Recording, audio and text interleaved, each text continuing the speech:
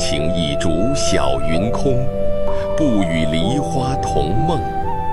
紹聖3年，惠州瘟疫橫行，朝雲染病，日漸沉重。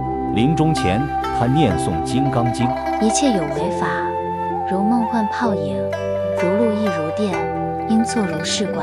蘇軾握着他的手，抽遠，淚流滿面。他閉眼，手滑落，安靜離世。蘇軾跪在床前，無聲哭泣。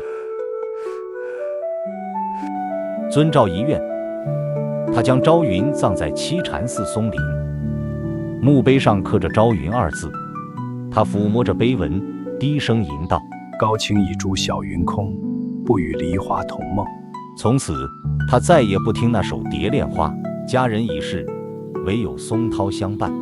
玉骨那惆悵物，冰姿自有仙風。